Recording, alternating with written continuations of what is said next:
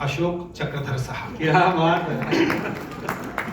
लड़की माला लेकर सर के सामने गई। सर क्या कविता सुनाते सुनाते बातचीत करते हैं, बातचीत करते करते कविता सुनाते हैं। और देखिए जिस कवि को भी मैं सुना रहा हूं उसकी भाषा, शैली, शब्द और भाव वैसे ही होंगे जैसे वो हैं। अब सर के सामने लड़की आई। आइए आइए मेरी तरफ जरा आराम से आइए। क्या बात है। वैसे तो आप सुंदर हैं, सलोनी हैं, मक्खन हैं, लोनी हैं, फल कल वसन में है, माया मृग छोनी है।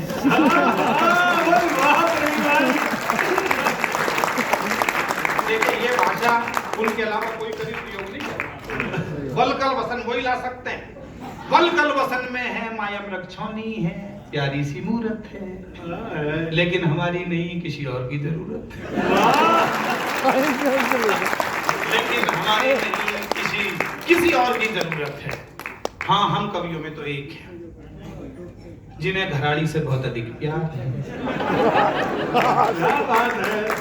प्यार की वजह से थोड़े से गंजे लेकिन बहुत अधिक समझदार है। इतने ज्यादा कि सबको घर की बातें बताते हैं, 4 लाइना सुनाते हैं। पूरे पत्नी धर्मा है। अब तो आप समझ ही गए होंगे। सुरेंद्र शर्मा है। तालियां हो जाए। गजब गजब। अब तो आप समझ ही गए। प्रिय भाई सुरेंद्र शर्मा हैं, उन्हीं की जिंदगी में है पूरा पूरा अमन और चैन जी, इसलिए वहीं जाइए बहन जी। बहुत बढ़िया भाई। लड़की देखिए जब सुरेंद्र जी के सामने आई तो उन्होंने अशोक चक्रधर जी को संबोधित करते हुए क्या कहा और किस प्रकार कहा। रे चक्रधर, अच्छा तू हमारी जिंदगी पे मकड़ी का जाला क्यों पूर रिया है?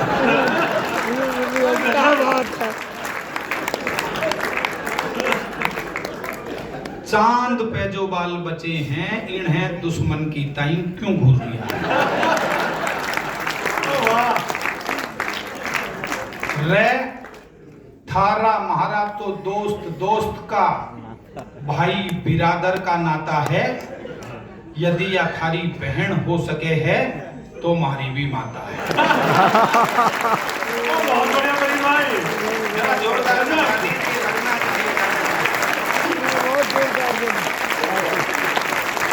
पानी। उसके बाद मेरे एक और गुरु जिनसे मैंने बहुत सीखा,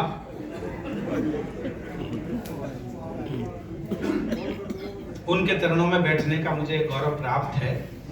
अल्लाह बीकानेरी जी, वो भजनों पर कविताएं लिखते थे। बहुत सारे भजनों पर उन्होंने कविताएं लिखी। एक भोले बाबा का सुप्रसिद्ध भजन है जो कांवर के दिनों में बहुत बजता है। लड़की माला लेकर आई। अल्लाह जी ने क्या कहा, आया हूं कपड़ों पर मैं सेंट वह लगाए के, क्या बात है। नया नया कोट और पेंट वा सजाए के हो राम, कि दुल्हन जब मुझको देखेगी तो मैं भी शर्माऊंगा, दुल्हन जब मुझको देखेगी तो मैं भी मुस्काऊंगा, वो मुझसे शर्माएगी तो मैं उससे शर्माऊंगा, मुझको वो माधुरी लगी तो मैं हुसैन बन जाऊंगा, मुझको वो माधुरी लगी तो मैं हुसैन बन जाऊंगा, भजन कीर्तन के बदले फिर इलू इलू कर दूंगा सत्य वचन को, वारूंगा तन मन धन को, लाऊंगा नई दुल्हन को लंदन घुमाए के, मम्मी बनाए के हो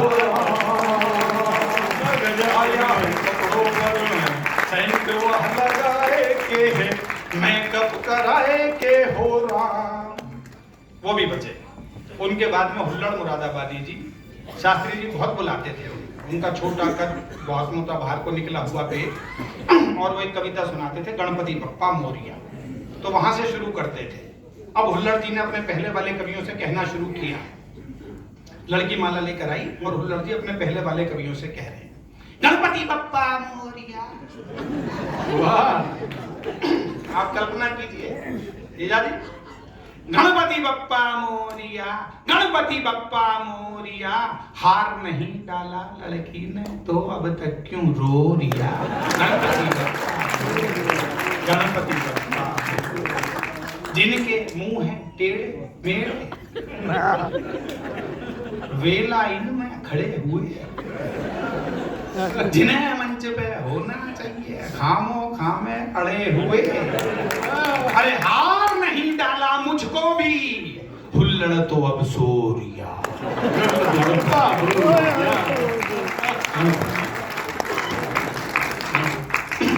उसके बाद मेरे एक और गुरु डॉक्टर कुंवर बेचैन जी, उनके आगे लड़की माला लेकर आई। उन्होंने कहा, इस स्वयंवर में हो माला, सौगात कुंवारों की। क्या बात है। तेरे घर सदाए बारात कुंवारों। तालियां जरा ऐसी बजा दीजिए कि मैं सबको याद कर रहा हूं। तेरे घर सदाए बारात कुंवारों की। मुश्किल है बहुत मुश्किल, अब घोड़ी पे चढ़ पाना। मुश्किल है बहुत मुश्किल, अब घोड़ी पे चढ़ पाना। इसलिए करो दुल्हन बस बात कुंवारों की। क्या बात है। इसलिए करो दुल्हन बस बात कुंवारों की। उसके बाद आदरणीय संतोषानंद जी, ओप्पो भाई गाजियाबाद में लोक परिषद, यहाँ फिल्म गाने सुनाते हैं वो। संतोषानंद जी के आगे लड़की आई तो उन्होंने क्या कहा, ध्यान से सुनना वरना मैं तुम्हारे बीच में भी कूद सकता हूं। कि दुल्हन तू तो है बस मेरी तकदीर के लिए, ये हार जैसे ही वीर के लिए। अबे भाई मंजन थोड़ी बेच रहा हूँ, ताली बजा दो। ये देखो, ये कह चुके हैं। दुल्हन तू तो है बस मेरी तकदीर के लिए, ये हारून मुझ जैसे ही वीर के लिए। ओ मेरा दिल है खाली,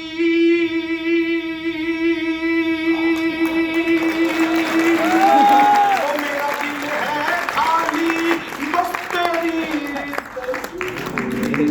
के लिए। दुल्हन तू तो है बस मेरी तकदीर। क्या बात है परिवार, बहुत बढ़िया। उसके बाद में आदरणीय डॉक्टर उर्मिलेश जी, 1990 में जब मैं आया तो वो उसका संचालन कर रहे थे। गाजियाबाद बहुत आते थे और उनकी एक बड़ी लोकप्रिय कविता थी, गाएंगे गाएंगे हम वंदे मातरम, गाएंगे गाएंगे हम वंदे मातरम, ऐसा कह के सुनाते थे और हम तालियों के साथ समापन करते थे। तो लड़की माला लेकर उनके सामने आई तो देखिए उन्होंने क्या कहा कि मेरी जिंदगी है इस देश के लिए।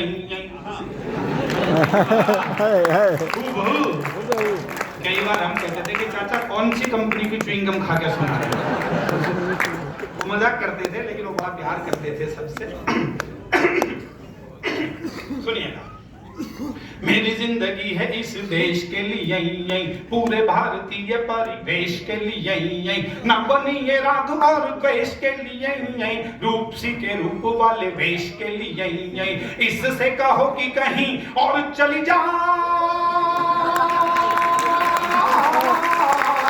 इससे कहो कि कहीं और चली जाए, मेरी और फूलों का ये हाथ ना बढ़ाए, वरना निकालूंगा मैं दुश्मनी का दम। गाएगी गाएगी ये भी बंदे ना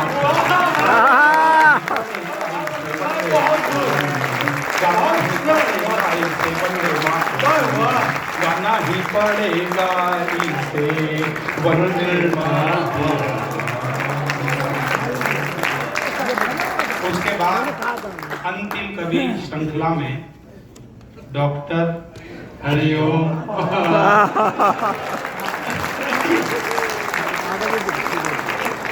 लोग कहते हैं पवार जी ने शादी नहीं की, ये प्रश्न यूएनओ में उठाया जाए। उठा भी है। कई बार ये मनोज भाई कहते हैं मैं मेरठ का रहने वाला हूँ, ये प्रश्न यूएनओ में उठाया जाएगा। मैं यूएनओ में मत उठा, मैं जवाब बताता हूँ क्यों नहीं की। लड़की माला लेकर पवार जी के सामने गई। पवार जी को इस शहर ने जितनी मोहब्बतें दी हैं, मैं समझता हूँ कि ये उनके जीवन की एक बड़ी उपलब्धि है।